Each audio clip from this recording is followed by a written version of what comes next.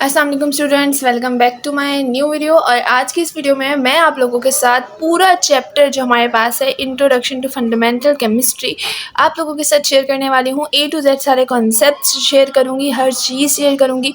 और जैसा कि मैंने आप लोगों से प्रॉमिस किया हुआ है कि इस वीडियो को देखने के बाद कोई एक भी ऐसा न्यूमेरिकल नहीं रहेगा जो आप लोगों से नहीं सॉल्व हो रहा होगा इस चैप्टर के अकॉर्डिंग। ठीक है, जितने भी न्यूमेरिकल्स इस चैप्टर के अंदर आते हैं, एम्पेरिकल फार्मूला हो हमारे पास या फिर हमारे पास मोल्स, एवोगैड्रोस नंबर्स, सारे concept, each and everything, number of atoms निकालने हैं, नंबर ऑफ मॉलिक्यूल्स निकालना है, हर चीज़ इस वीडियो के थ्रू आप लोगों के साथ आज क्लियर कर दी जाएगी। बस मेरा मोटिव ये है कि आप लोग इस वीडियो को और दोस्तों के साथ और फ्रेंड्स के साथ शेयर करें ताकि जो है वो पढ़ाई को हम लोग जो है वो सबके लिए आसान बना सकें। ठीक है, तो इसी बात के लिए लाजमी तौर पर हमारे चैनल मेडिको बाय हानी को सब्सक्राइब कीजिएगा और वीडियो को लाइक कीजिएगा और अपने फ्रेंड्स के साथ एज ए सदके जारिया समझकर लाजमी तौर पर शेयर कीजिएगा। तो हम लोग स्टार्ट करते हैं इंट्रोडक्शन टू फंडामेंटल केमिस्ट्री। जैसे कि अब सबसे पहले क्वेश्चन हमारे जहन में आ रहा है कि भाई एम्पेरिकल एंड मॉलिक्यूलर फार्मूला। इसको देखकर आपके जहन में सबसे पहली चीज़ ये आएगी कि सर एम्पेरिकल फार्मूला होता क्या है, व्हाट इज एम्पेरिकल फार्मूला। तो आप लोग अभी कमेंट में जाकर लाजमी तौर पर मुझे रिप्लाई कीजिएगा कि आप लोगों की नज़र में एम्पेरिकल फार्मूला होता क्या है। ठीक है, ताकि मुझे अंदाजा हो कितने बच्चे सीरियसली जो है वो लेक्चर को अटैम्प्ट कर रहे हैं। ठीक है, अच्छा देखें, एम्पेरिकल फार्मूला हमारे पास होता है whole number ratio between two atoms. कोई भी दो एटम्स हो उनके दरमियान जो भी होल नंबर रेशियो होता है उसको हम कहते हैं empirical formula. Whole number ratio का क्या मतलब है, यानी कि सिंपलेस्ट रेशियो, किसी भी एटम के किसी भी मॉलिक्यूल के एटम्स का सिंपलेस्ट रेशियो जो होता है हमारे पास उसको हम कहते हैं एम्पेरिकल फार्मूला। ठीक है, अब देखें, जैसे फॉर एग्जांपल ग्लूकोज की बात की जाए, ग्लूकोज हमारे पास है C6H12O6। ठीक है, इसका एम्पेरिकल फार्मूला क्या बनेगा, इसका एम्पेरिकल फार्मूला बनेगा CH2O। अब ये कैसे बना, ये कैसे फॉर्म हुआ, इस चीज़ को देखते हैं। ठीक है, उसके बाद हम इसके क्वेश्चन भी सॉल्व करेंगे। देखिए, हमारे पास ग्लूकोज था C6H12O6, तो हमने इसका रेशियो लिख लिया C6 खाली 6, H कितना है 12 है और O कितना है 6 है। 6 1 6, 6 2 12, 6 1 6। क्या रेशियो है हमारे पास 1:2:1। इसको हम मोर सिंपलेस्ट फॉर्म में कर सकते हैं, तो आपका जवाब होगा नहीं, हम इसको मोर सिंपलेस्ट फॉर्म में नहीं कर सकते। मोस्ट सिंपलेस्ट फॉर्म में क्यों नहीं कर सकते, क्योंकि देखिए ये और किसी चीज़ से और कट नहीं हो रहा है, यहाँ पे आके स्टॉप हो गया। अगर ये और सिंपल हो सकता तो हम इसको और सिंपल करते, यहाँ पर आकर ये एंड हो गया, ये और सिंपल नहीं हो रहा, तो यही इसका जो है वो एम्पेरिकल फार्मूला बन जाएगा ग्लूकोज का। अब 1 को हम नहीं लिखते तो खाली C लिखेंगे, H को 2 और O को 1 नहीं लिखते तो हम खाली O लिखेंगे। समझ आया? इस तरीके से हम लोग जो है वो सॉल्व करते हैं एम्पेरिकल फार्मूला, कैसे निकालते हैं अभी मैंने आपको ये सिखाया। इसी तरीके से अगर फॉर एग्जाम्पल हमारे पास कंपाउंड दिया हुआ हो बेंजीन, बेंजीन का फार्मूला होता है C6H6। अब ये C6H6 क्या है, ये मॉलिक्यूलर फार्मूला है, इसको हमने किस में कन्वर्ट करना है, एम्पेरिकल फार्मूला में कन्वर्ट करना है। एम्पेरिकल फार्मूला क्या होता है, simplest ratio between two atoms.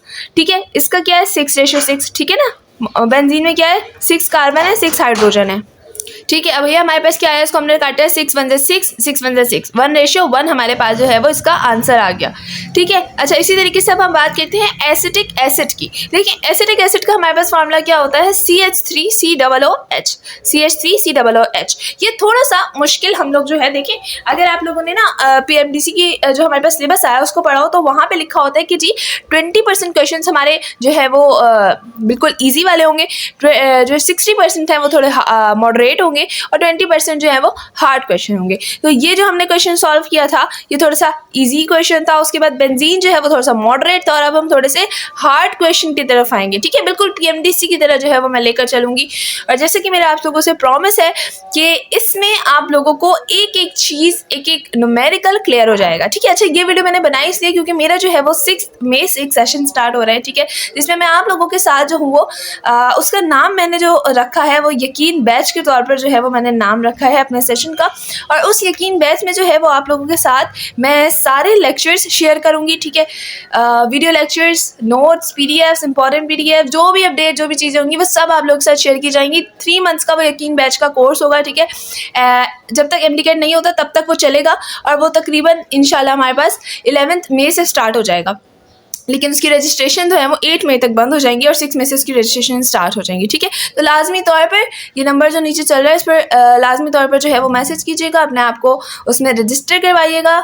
जो हमारे पास यकीन बैच है उसमें अपने आप को रजिस्टर करवाइएगा और MD CAT 2024 को क्रैक कीजिएगा।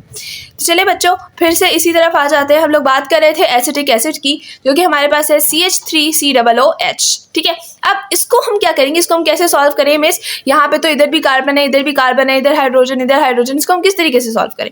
तो देखिए बच्चों, इसको हम इस तरीके से करेंगे कि सबसे पहले हम इसको सेपरेट कर लेंगे। ठीक है, सेपरेट में क्या होगा, कार्बन, हाइड्रोजन और ऑक्सीजन को हमने सेपरेट कर लिया। अब हम देखेंगे कि हमारे पास कितनी कार्बन है। ठीक है, जैसे हम लोगों ने क्या किया, कार्बन 1, कार्बन 2। ठीक है, कार्बन को 2 लिख लिया। इसी तरीके से H3, एक H और है, कितने हो गए, 4 हो गए, H4, O कितने, 2 है, O2। ठीक है, हमने क्या किया, इन सबको कार्बन, हाइड्रोजन, ऑक्सीजन को सेपरेट करके जो है वो लिख लिया। ठीक है, अब हमारे पास में रेशो क्या आ गई, 2:4:2। हमने इसको कट किया, 2 1 2, 2 2 4, 2 1 2। हमारे पास रेशो क्या आ गई, 1:2:1। ठीक है, तो यहाँ तक हमने समझा कैसे हम एम्पेरिकल फार्मूला को सॉल्व करते हैं। मॉलिक्यूलर फार्मूला को सिंपलेस्ट वे में हमने सीखा अभी फिलहाल कैसे हम लोग। देखिए, मैंने आपसे ये बात की है कि मैं आप लोगों को बिल्कुल बेसिक से लेकर हार्ड लेवल तक लेकर जाऊँ। ठीक है, बिल्कुल इजी चीज़ से लेकर, बेसिक लेवल से लेकर बिल्कुल हम लोग हाई लेवल तक जाएंगे और हर चीज़ को सॉल्व करेंगे। बहुत ऐसे इंपॉर्टेंट पॉइंट्स, ऐसे ट्रिक्स इस वीडियो में आप लोग के साथ शेयर होने वाली हैं कि आप लोगों के इस वीडियो को देखने के बाद कोई एक MCQs भी इस इंट्रोडक्शन टू फंडामेंटल केमिस्ट्री का नहीं रहेगा जो आप लोगों से सॉल्व ना हो रहा हो। ठीक है, अच्छा देखिए, वैसे जो एक बात हम लोगों के काफ़ी हमें चीज़ें पढ़ाई जाती हैं कि क्या एम्पेरिकल फार्मूला जो होता है, कई ऐसे कंपाउंड होते हैं जो जस्ट एम्पेरिकल फार्मूला के थ्रू रिप्रेजेंट करवाए जाते हैं, उनको मॉलिक्यूलर फार्मूला के थ्रू रिप्रेजेंट नहीं करवाया जाता है। ठीक है ना, तो देखिए इस चीज़ को आप लोगों ने समझना है। ठीक है, MTCAT में इस तरह के बहुत क्वेश्चंस आ जाते हैं। देखिए, हमारे पास जो सैंड होते हैं जिसका फार्मूला होता है SiO2, ठीक है, सैंड जो होती है, ये डायमंड जो होता है जिसका फार्मूला CN होता है, इसी तरीके से नमक NaCl, ये सब क्या है, ये आयोनिक कंपाउंड्स है।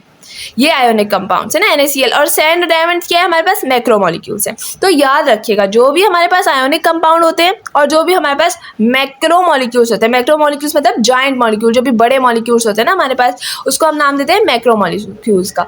तो जितने भी हमारे पास मैक्रोमोलिक्यूल्स होते हैं, जितने भी आयोनिक कंपाउंड होते हैं, वो सब किससे रिप्रेजेंट किए जाते हैं, सब जो है वो हमारे पास एम्पेरिकल फार्मूला से रिप्रेजेंट किए जाते हैं। याद रखिएगा, देखिए NaCl जो है ना, ये मॉलिक्यूलर फार्मूला नहीं है नमक का, ये क्या है, ये मोस्ट सिंपलेस्ट रेशियो है, एम्पेरिकल फार्मूला है। इसी तरीके से SiO2, ये क्या है, ये सैंड का जो है वो मॉलिक्यूलर फार्मूला नहीं है, मोस्ट सिंपलेस्ट रेशियो है, जिसको हम एम्पेरिकल फार्मूला का नाम देते हैं। ठीक है, अब हम लोगों ने एम्पेरिकल फार्मूला के ऊपर बात की और एम्पेरिकल फार्मूला को समझा, और अब हम लोग जो समझ रहे हैं वो है मॉलिक्यूलर फार्मूला। अब हम लोग मॉलिक्यूलर फार्मूला को थोड़ा सा देखते हैं, उसको समझते हैं और उसके बारे में जो है वो स्टडी करते हैं। ठीक है, देखें, इसकी थोड़ी सी डेफिनेशन समझ लेते हैं कि मॉलिक्यूलर फार्मूला किसे कहते हैं, actual number of atom present in molecule. जो एक्चुअल नंबर होते हैं ना, उनको कहते हैं मॉलिक्यूलर फार्मूला। एम्पेरिकल फार्मूला की क्या स्टेटमेंट थी, जल्दी से कमेंट करें, मुझे बताएं एम्पेरिकल फार्मूला की क्या स्टेटमेंट थी। अच्छा देखिए, मॉलिक्यूलर फार्मूला होता है हमारे पास जो भी एक्चुअल मॉलिक्यूल, एक मॉलिक्यूल है ना, उसमें जितने भी नंबर ऑफ कार्बन है, जितने भी नंबर ऑफ हाइड्रोजन है, जितने भी नंबर ऑफ ऑक्सीजन है, वो सब उसका क्या है, वो उसकी एक्चुअल नंबर है, और उसको हम कहते हैं मॉलिक्यूलर फार्मूला। और जब हम उसको सिंपलेस्ट रेशियो में कन्वर्ट कर देते हैं तो हम क्या कहते हैं कि अब ये मॉलिक्यूलर फार्मूला से कन्वर्ट हो गया है एम्पेरिकल फार्मूला के अंदर। देखिए, बेंजीन का मॉलिक्यूलर फार्मूला C6H6, अभी हमने ऊपर पढ़ा। ग्लूकोज का मॉलिक्यूलर फार्मूला C6H12O6, ये सब इंपॉर्टेंट है, याद रखिएगा। इसी तरीके से एसिटिक एसिड का CH3COOH। ठीक है ना, तो जी ये हम लोगों ने सीखा है कि हम लोग किस तरीके से मॉलिक्यूलर एम्पेरिकल फार्मूला को निकालते हैं और मॉलिक्यूलर फार्मूला होता क्या है। अच्छा देखिए, कुछ ऐसे भी कंपाउंड्स होते हैं जो कि मॉलिक्यूलर फार्मूला से रिप्रेजेंट किए जाते हैं, उनको जो है वो हम लोग एम्पेरिकल फार्मूला से रिप्रेजेंट नहीं करते हैं। तो मॉलिक्यूलर फार्मूला से किसको रिप्रेजेंट किया जाता है, कोवेलेंट कंपाउंड्स को। दो तरह के कंपाउंड्स होते हैं ना, एक आयोनिक कंपाउंड और एक कोवेलेंट कंपाउंड। जो आयोनिक कंपाउंड होते हैं वो हमारे पास एम्पेरिकल फार्मूला से जो है वो रिप्रेजेंट किए जाते हैं, जो कोवेलेंट कंपाउंड होते हैं वो हमारे पास मॉलिक्यूलर फार्मूला से रिप्रेजेंट किए जाते हैं। अब फार्मूला क्या है, हम बच्चे पूछे ना, मिस आप ये बताएं मॉलिक्यूलर फार्मूला को हम किस तरीके से फाइंड करेंगे, मॉलिक्यूलर फार्मूला का फार्मूला क्या होता है। तो देखिए, मॉलिक्यूलर हमारे पास जो फार्मूला है उसका क्या फार्मूला है, n मल्टीप्लाई कर दे नंबर ऑफ एम्पेरिकल फार्मूला। जितना भी हमारे पास एम्पेरिकल फार्मूला आया है, जो भी हमारे पास, फॉर एग्जांपल जैसे C6H6 को हम सॉल्व करेंगे तो ये भी 1:1 आएगा, क्या बचेगा, CH बचेगा। ठीक है ना, क्या बचेगा, खाली CH बचेगा। तो क्या कह रहे हैं कि इसको आप क्या करें कि n नंबर से मल्टीप्लाई कर दें। अब जी मिस n क्या होता है, ये तो हमें समझ आ गया कि हम एम्पेरिकल फार्मूला निकाल, जैसे अगर हमें ये दिया हुआ है ना, फॉर एग्जाम्पल ये हमें जो है वो मॉलिक्यूलर फार्मूला दिया हुआ है, एम्पेरिकल फार्मूला दिया हुआ है इसका C1H1, और हमें कह रहे हैं कि इसका मॉलिक्यूलर फॉर्मूला निकाल के दिखाएं, तो हम ये तो निकाल लेंगे, लेकिन हम n कैसे फाइंड करेंगे, ठीक है ना, द मोस्ट कॉमन क्वेश्चन। अच्छा जी, तो देखिए n को किस तरीके से फाइंड करते हैं। For calculation of n we have to divide molar mass किससे, एम्पेरिकल फार्मूला मास से, ठीक है, मोलर मास को एम्पेरिकल फार्मूला मास से डिवाइड कर देंगे। अच्छा, मैं इसको थोड़ा सा एग्जांपल लेके आप लोग के साथ समझाती हूँ, हम लोग के साथ शेयर करती हूँ, ताकि आप लोग को बिल्कुल क्लिस्टर क्लियर जो है वो हर चीज़ हो जाए और कोई भी ऐसी चीज़ ना रहे जो आप लोग को समझ ना आ रही हो, ठीक है। तो जल्दी से हम लोग जो है वो एग्जाम्पल की तरफ बढ़ते हैं और हम इसको समझते हैं कि हम किस तरीके से n को निकालेंगे और उसके बाद इस फॉर्मूले में n को पुट करेंगे तो हमारे पास आंसर आएगा, ठीक है। तो चले उसकी तरफ चलते हैं।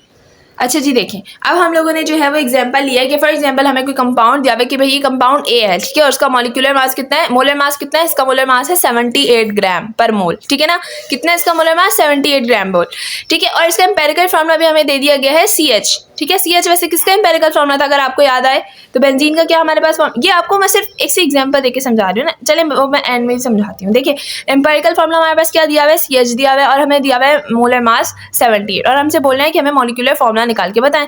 मॉलिक्यूलर फॉर्मूला का हमारे पास जो फॉर्मूला होता है वो होता है n को मल्टीप्लाई कर दे एम्पेरिकल फॉर्मूला से, सिंपल सा, ठीक है। अब हमने क्या किया, अब हमने n को कैलकुलेट करना है, हमारे पास n की वैल्यू तो कहीं नहीं दी हुई ना, n को कैलकुलेट करेंगे।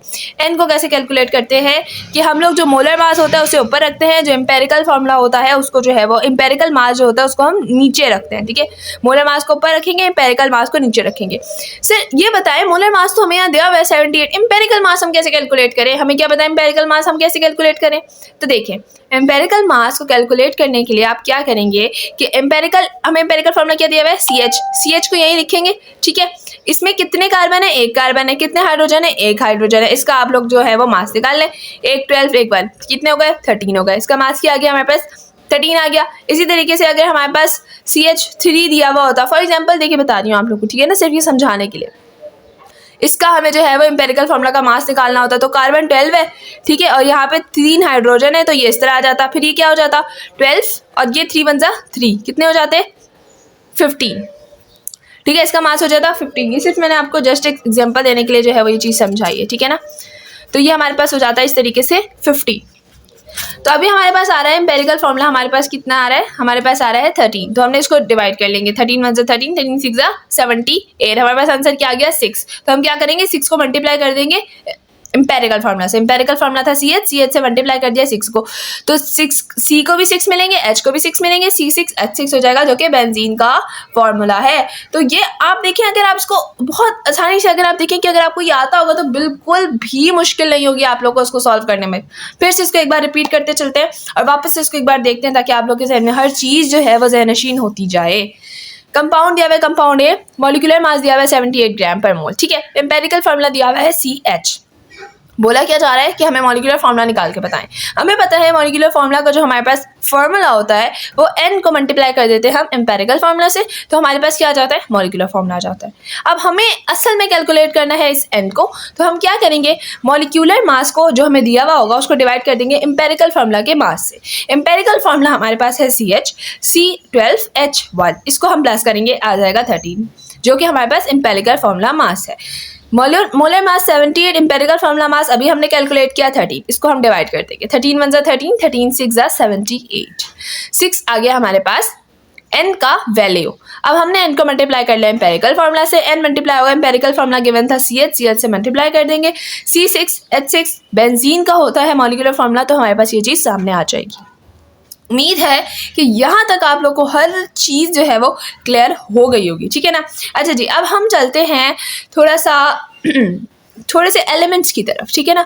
ये कुछ एलिमेंट्स है। अच्छा, आप लोगों ने अक्सर लेक्चर सुने होंगे, अक्सर टीचर्स के लेक्चर सुने होंगे, वो क्या कहते हैं कि बच्चों आप ना स्टार्ट के 30 जो भी टेबल हमारा जो पीरियोडिक टेबल है उसमें जो स्टार्ट के 30 एलिमेंट्स हैं उनका जो है वो आप लोग जो है वो मास जो है वो याद कर लें, ठीक है ना। एटॉमिक मास जो है वो आप उन लोग उसका याद कर लें जो 30 हैं स्टार्ट के।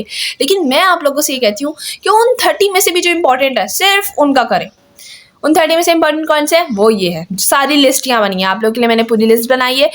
जो भी MDCAT में से क्वेश्चन आएगा, आई गारंटी यू इन्हीं में से आएगा, इसके अलावा कोई और एलिमेंट नहीं पूछा जाएगा। ये है वो मोस्ट इंपॉर्टेंट 30 एलिमेंट्स जो आप लोगों ने अपने जहन में बिठा लेने हैं। Hydrogen 1, sodium 23, potassium 39, carbon 12, nitrogen 14, oxygen 16, fluorine 19, copper 63.5, chromium 52, magnesium 24, calcium 40, aluminium 27, silicon 28, phosphorus 31, sulphur 32, chlorine 35.5, manganese 55 और आयरन 56। ये बेटा आप लोगों को याद करने हैं। ज़रूरी नहीं है हर क्वेश्चन में आप लोग को ये दे दिए जाए, कई क्वेश्चन में आप लोगों को नहीं दिए जाते, गिवन नहीं होते, आप लोगों ने खुद से इसको जो है वो याद रखना है, ठीक है ना। अब इसको याद करने काफ़ी बच्चों से याद नहीं होती, तो देखिए आप लोग ऐसा करें कि कोई पेज ले लें, उस पर जो है वो ये आप सारे लिख लें, ठीक है। इनका एटॉमिक मास भी लिख लें आगे, और उसको कोई अपने जहाँ भी आप ज़्यादा गुजरते हैं घर में उस जगह पर आप लोग लगा दें, ठीक है, फॉर अ टाइम पीरियड, जब तक एमडी गेट नहीं हो रहे। तो आप लोगों को क्या होगा कि वो बिल्कुल नंबर्स रट जाएंगे, आप लोग को याद हो जाएगा। और जब ये नंबर्स याद हो जाएंगे ना, तो कोई भी सवाल आपके लिए मुश्किल नहीं रहेगा इस चैप्टर का। बस ये नंबर इनको पक्का करें, इस नंबर को पक्का करेंगे, कोई भी ऐसे सवाल नहीं होगा जो रह जाएगा। अच्छा, तो हम लोग एक सवाल पर आते हैं जो कि हमारे पास एमडी गेट में बहुत ज़्यादा पूछा जाता है, और वो सवाल है मास ऑफ H2O। मास कैलकुलेट करके बताएं H2O का, ठीक है। अब बच्चे कहेंगे मिस हमें आता है, आप थोड़ा आगे जाएं, हमें थोड़ा मुश्किल लेवल सिखाएं। H2O तो इजी है, थोड़ा मुश्किल सिखाएं। लेकिन मैंने आपसे क्या कहा कि हम लोग इजी से लेकर हार्ड तक जाएंगे, ठीक है। बेसिक लेवल से लेकर हम लोग जो है वो हाई लेवल तक जाएंगे, तो हम लोग हर चीज़ को कवर अप करेंगे इस चीज़ में, ठीक है ना। इस वीडियो में हर चीज़ को कवर किया जाएगा। तो मास ऑफ H2O निकालना है, H कितना है 1, और ऑक्सीजन हमारे पास कितना है 16, ठीक है ना। देखिए यहाँ से देखेंगे ना आप, देखिए हाइड्रोजन कितना है 1 और ऑक्सीजन कितना है 16 है हमारे पास, ठीक है। हमने लिख दिया हाइड्रोजन 1 ऑक्सीजन 16। अब H2O है, यानी कि ये जो 2 है ये H के साथ है, ठीक है ना, H2 है ना, तो 2 के साथ H लगा दिया और OH लिख दिया। फिर हमने इसको प्लस किया, हाइड्रोजन आ गया 1, ऑक्सीजन आ गया 16, 2 + 1 2 + 16 18, ठीक है। तो हमारे पास का मास क्या आया 18 AMU। इसी तरीके से अब हम नेक्स्ट एग्जांपल की तरफ चलते हैं। पहले मैं थोड़ी सी इजी एग्जांपल्स करवाऊंगी और उसके बाद मैं आप लोगों को मुश्किल एग्जांपल्स भी जो है वो इंशाल्लाह ताला आज इस वीडियो में सिखा कर जाऊंगी। तो ये वीडियो देखना आप लोगों के साथ बिल्कुल भी ऐसा नहीं होगा कि आप लोग का टाइम वेस्ट हो रहा है, आप लोग को समझ कुछ नहीं आ रहा है, हर चीज़ ईच एंड एवरीथिंग आप लोग के साथ जो है वो क्लियर की जाएगी, ठीक है। तो हम लोग चलते हैं नेक्स्ट क्वेश्चन की तरफ और उसकी तरफ बढ़ते हैं। लेकिन उससे पहले अगर आपने अब तक मेरे YouTube channel Medico by Honey को सब्सक्राइब नहीं किया है तो लाजमी तौर पर उसको सब्सक्राइब करें, क्योंकि मैं ये वीडियो सिर्फ आप लोगों के लिए ही बनाती हूँ और आप लोगों को चाहती हूँ कि आप लोग जो है वो अपना एमडी गेट 2024 बगैर किसी मुश्किल के बहुत आसानी के साथ क्रैक कर सकें और अपने माँ बाप को जो है वो उनका सर जो है वो फ़ख्र से बुलंद कर सकें, ठीक है। तो देखिए हिम्मत नहीं हारनी बच्चों, लगे रहना है, मेहनत करनी है और इंशाल्लाह ताला आखिर में उसका फल आप लोग को ज़रूर जो है वो मिलेगा।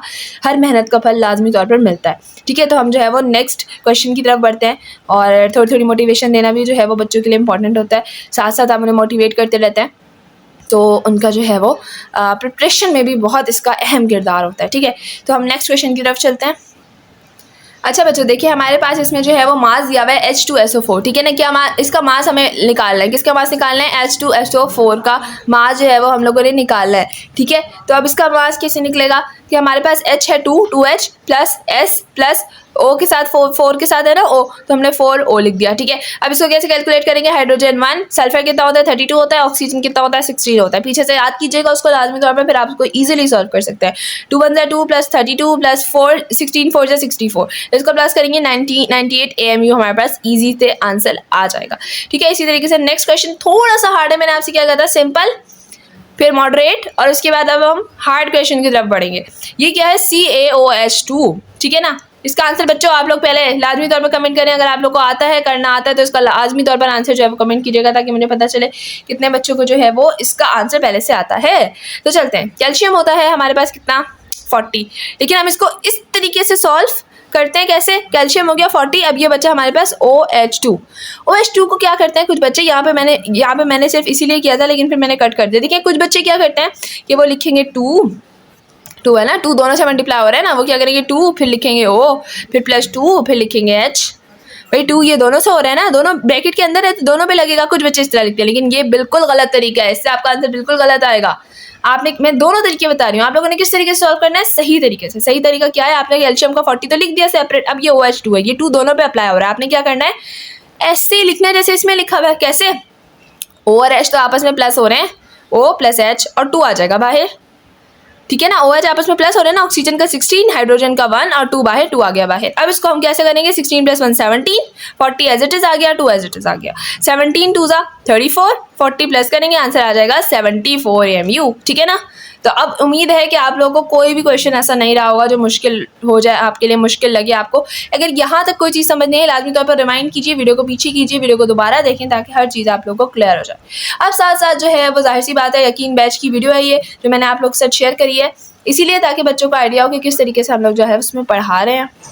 तो अब आप लोगों को जो है वो होमवर्क दे दिया, ठीक है। वो होमवर्क क्या है कि आप लोगों ने KMnO4 का मॉलिक्यूलर मास जो है वो निकाल के दिखाना है। इसी तरीके से H3PO4 NH2 और इसके भाई 2 है, फिर CO K2CRO7 HNO3 और CH3COONA, इसका आप लोगों ने जो है वो मुझे मास निकाल कर दिखाना है। अब हम चलते हैं हमारा जो सेशन का थोड़ा सा आखिर का पार्ट होता है, जिसमें हम लोग क्विज जो है वो डिस्कस करते हैं। उसमें 4-5 सवाल हैं इसी टॉपिक्स के रिलेटेड जो मैंने आपको पढ़ाया उसको सॉल्व करेंगे और हम लोग देखेंगे किस तरीके से हम लोग क्वेश्चन जो KMDCAT में आता है उसको किस तरह सवाल को सॉल्व कर सकते हैं। तो ये हमारे पास जो है वो पहला सवाल है कोई क्विज का, इसको थोड़ा सा पढ़ते हैं। Which of the following compound does not have empirical formula CH2O। क्या क्वेश्चन दिया हुआ है कि इसमें से कौन सा ऐसा कंपाउंड है जिसका एम्पेरिकल फार्मूला CH2O नहीं बनेगा, ठीक है ना। तो अब इसको चेक करते हैं। चेक करना है कैसे, पहले आप लोग जो है उसको सेपरेट कर लें, H की वैल्यू, कार्बन की वैल्यू को, हाइड्रोजन की वैल्यू को और ऑक्सीजन की जो वैल्यू है उसको सेपरेट कर लेंगे और इसके बाद हम उसको सॉल्व कर लेंगे। देखें सबसे पहले अगर हम इसको देखें तो बहुत बड़ा लग रहा है ना, इसको हम बाद में सॉल्व करते हैं। इसको देखते हैं, कार्बन 1 है, H 2 है, ऑक्सीजन 1 है, ये बन गया CH2, यही वाला है सेम, मतलब ये ऑप्शन तो हमारा नहीं हो सकता। इसी तरीके से ये ऑप्शन भी थोड़ा बड़ा लग रहा है, इसको छोड़ते हैं, इसको देखते हैं, ठीक है। ये वाला बड़ा लग रहा है, इस वाले को देखते हैं, CH3COOH। इसको कैसे सॉल्व करेंगे, कार्बन 1 है, नहीं कार्बन 2 है, यहाँ पे CH2, तो ये तो वैसे ही गलत हो गया ना। CC 2 है, CH2 हो गया, H3 और ये 4 हो गया। कितना हो गया, H4 हो गया, और O कितना हो गया, O भी 2 हो गया। अब 2 1 जा 2, 2 2 जा 4 और 2 1 जा 2। देखिए हमें क्या बोला है, एम्पेरिकल फॉर्मूला, तो हमें उसको सिंपलेस्ट रेशो में लेकर आना पड़ेगा। तो ये हो गया 1:2:1, वही चीज़ हो गई 1:2:1, तो मतलब ये भी नहीं होगा हमारा ऑप्शन, ठीक है। इसी तरीके से नेक्स्ट की तरफ चलते हैं। ये है C6H12O6, इसको मैंने यहाँ सॉल्व किया हुआ है। कार्बन हमारे पास कितने हैं, 1 2 कार्बन है, H कितने 3 4 3 और ये 4 और ये 5 6 हमारे पास H है, और ऑक्सीजन कितना है, वो है 1।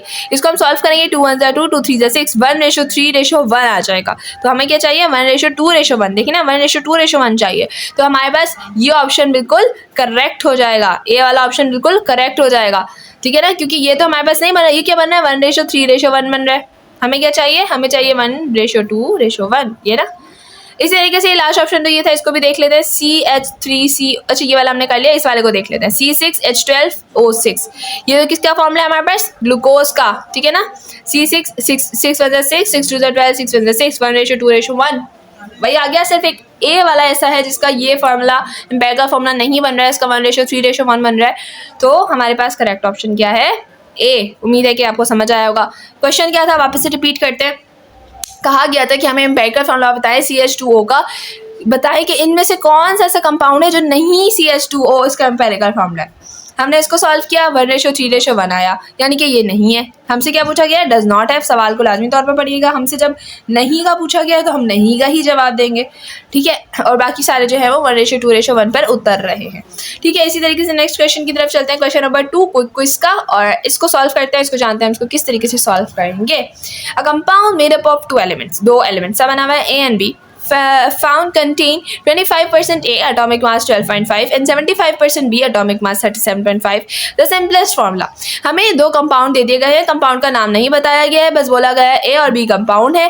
परसेंटेजेस दे दिए गए हैं, A की है 25% और उसका एटॉमिक मास है 12.5, B का है 75% और उसका एटॉमिक मास है 37.5।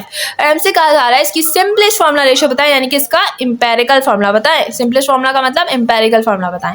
हमने क्या करना है, A डॉट B लिख दिया इस तरीके से, ठीक है, रेशो की फॉर्म में। सबसे पहले आपने क्या करना है, परसेंटेज ऑफ कंपाउंड को डिवाइड करना है एटॉमिक मास से। फॉर्मूला नहीं बता रही मैं, आप लोग को ईजी वे बता रही हूँ। ये तो मैंने इसलिए लिखा ताकि आप लोग को याद रहे। आपने क्या करना है, जो भी परसेंटेज दी हुई है ना उसको उसके एटॉमिक मास से डिवाइड कर देना, ठीक है। परसेंटेज क्या दी हुई है 25, एटॉमिक मास क्या है 12.5। परसेंटेज क्या दी हुई है 75, एटॉमिक मास क्या है 37.5। डिवाइड कर देंगे दोनों को दोनों से, ठीक है। डिवाइड करेंगे तो हमारे पास इसमें भी 2 आएगा, 12 1 और 12 2। इस तरीके से हम अप्रॉक्स वैल्यूज दे रहे हैं, ठीक है ना, तो इसमें भी हमारे पास 2 आंसर आएगा, ठीक है। 2:2। इसको अभी और डिवाइड हो सकता है ना, फर्दर डिवाइड हो सकता है ना, 2 1 2 2 1 2 हो सकता है। अगर ये फर्दर डिवाइड हो सकता है इसको फर्दर डिवाइड करेंगे, अदरवाइज अगर ये फाइनल है तो इसको फाइनल ही हमारे पास ये आंसर होगा। हमारे पास रेशो क्या है, 1:1। 1 रेशो मतलब A और B का 1:1 मतलब A और B, यह है ना ऑप्शन नंबर A करेक्ट, ठीक है। अगर 1:2 आता तो A B2 होता, 1:2 का ये आंसर होता। लेकिन हमारे पास क्या करेक्ट है, ए बी। ठीक है, इसको दोबारा से एक बार समझते हैं, वापस से इसको एक बार रिमाइंड करते हैं। A compound made up of 2 elements, कितने एलिमेंट से बना हुआ है, 2 एलिमेंट से, ए और बी। कंटेन 25% ए, एटॉमिक मास है 12.5। ए के अंदर जो है वो 25% है और उसका एटॉमिक मास क्या है 12.5। बी जो है वो 75% है, उसका एटॉमिक मास कितना है 37.5। हमसे पूछा जा रहा है एम्पिरिकल फॉर्मूला बताएं। हम क्या करेंगे, ए और बी को रेशो में लिख देंगे, इसकी परसेंटेज को इससे डिवाइड करेंगे, बी की परसेंटेज को बी से डिवाइड करेंगे।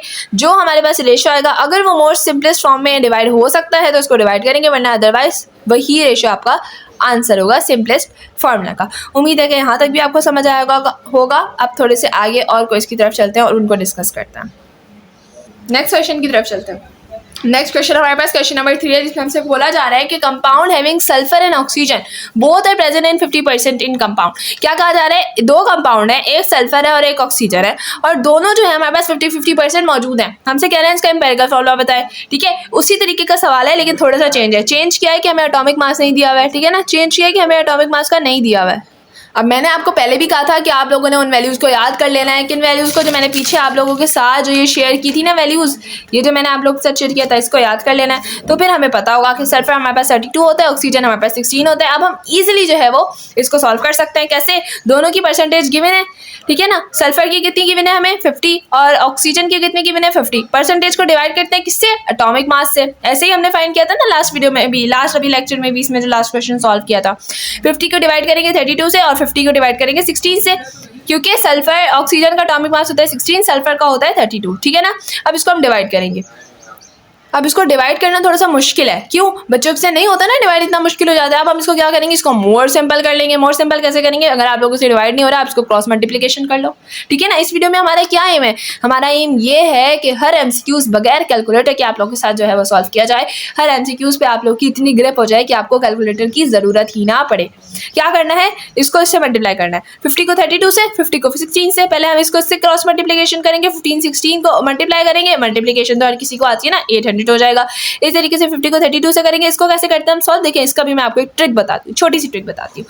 वो ट्रिक क्या है कि जैसे हमारे पास यहाँ पे दिया हुआ है ना 0, ठीक है, और ये है 32। पहले हम इसको 2 को 0 से करेंगे और फिर 3 को 5 से करेंगे, तो हमारे पास जो है वो ईजिली आंसर आ जाएगा। या फिर आप इस तरीके से भी जो है वो सॉल्व कर सकते हैं। ठीक है, ऐसे रख के भी सॉल्व कर सकते हैं, लेकिन आप जिस तरह भी इजी है, जिस तरह भी आपको पहला मेथड सही लगता है, दूसरा सही लगता है, आप उस तरीके से जो है वो इसको सॉल्व कर सकते हैं। ठीक है ना, अच्छा, तो हमने क्रॉस मल्टीप्लिकेशन करवानी है, मोर सिंप्लीफाई हो जाएगा, फिर हमारे पास हो जाएगा ये 1 और ये आ जाएगा इसका रेशो 2। इसको हम डिवाइड कर देंगे ना, 1:2 आ जाएगा। हमारे पास आंसर क्या आ गया, 1:2। ठीक है, तो हमने 1:2 को किस तरीके से पुट किया, S1O2 SO2। हमारे पास करेक्ट ऑप्शन क्या बना, ऑप्शन नंबर सी। ठीक है, इसी तरीके से एक और क्वेश्चन की तरफ चलते हैं, क्वेश्चन नंबर 4 की तरफ। और आज मैं आपसे तकरीबन जो है वो 4-5 क्वेश्चंस आप लोग से शेयर करूंगी, ताकि अभी तक जितने भी टॉपिक्स मैंने आप लोगों को पढ़ाया है वो सब जो है वो क्रिस्टल क्लियर हो जाए। तो चलते हैं नेक्स्ट क्वेश्चन की तरफ।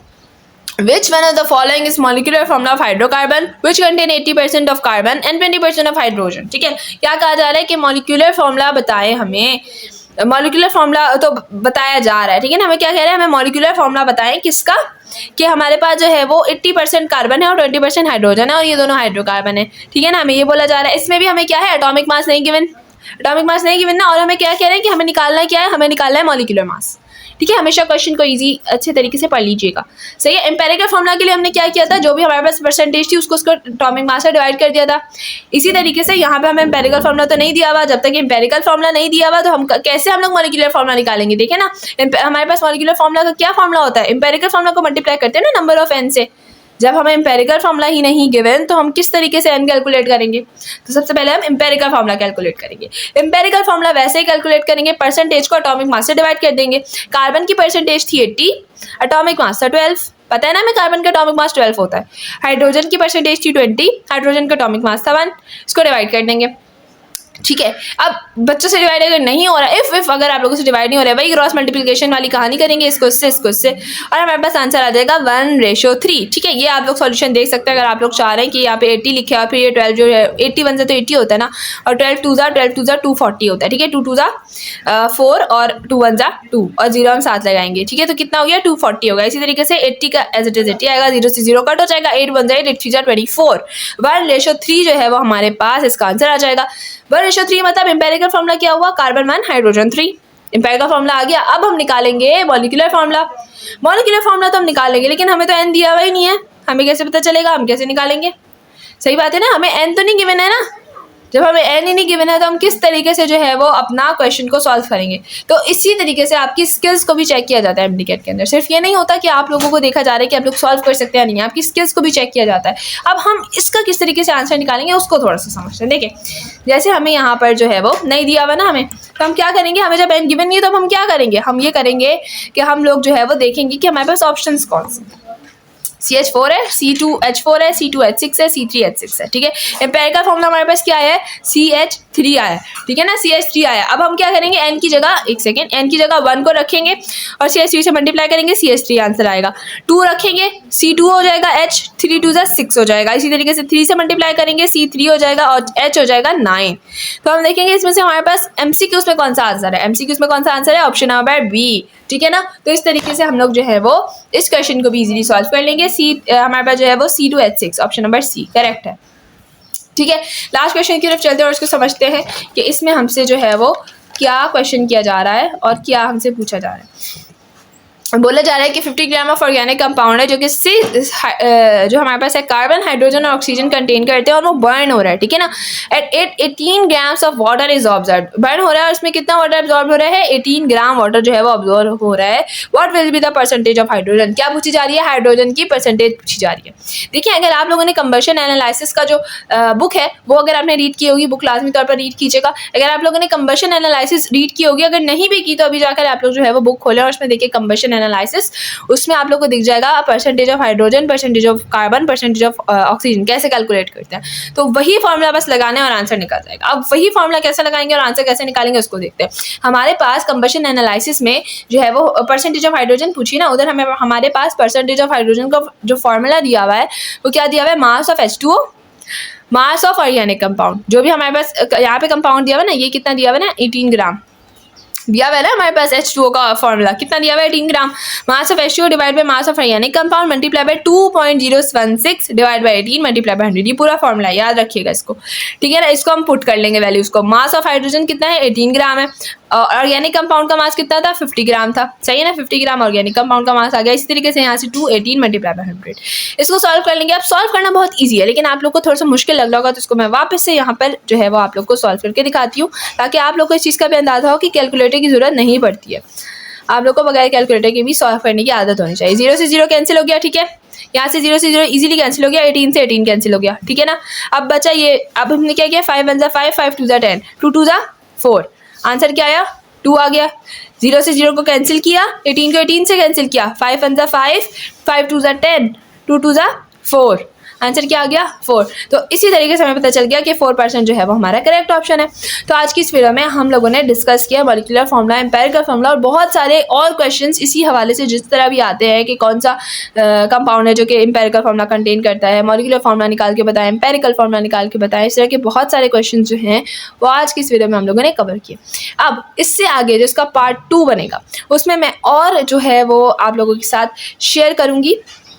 अगली वीडियो में मैं आप लोगों के साथ शेयर करूंगी जो हमारे पास एवोगैड्रोस नंबर्स के क्वेश्चन है, मोल्स के क्वेश्चन है, मास के क्वेश्चन है, मोलर वॉल्यूम के क्वेश्चन, स्टोइचियोमेट्री के रेशियोज, मास वॉल्यूम और वॉल्यूम के रिलेशनशिप्स, लिमिटिंग रिएक्टेंट को हम लोग समझेंगे, उसके क्वेश्चंस को सॉल्व करेंगे और इसी तरीके से एक्चुअल यील्ड और थ्योरेटिकल यील्ड, परसेंटेज यील्ड, ये सब कुछ निकालना जो है वो नेक्स्ट वीडियो में सीखेंगे।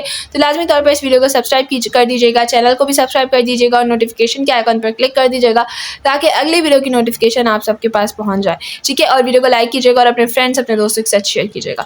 और अगर आपको ये वीडियो पसंद आए तो अपने आप को यकीन बैच में एनरोल करवाएं, क्योंकि ये वीडियोस आगे जितनी भी चैप्टर्स की अपलोड होंगी वो सिर्फ उन बच्चों के तक अवेलेबल होंगी जो कि यकीन बैच में रजिस्टर हुए होंगे। तो लाजमी तौर पर इस नंबर पर कॉन्टैक्ट करके अपने आप को यकीन बैच में जो है वो रजिस्टर करवाएं। शुक्रिया।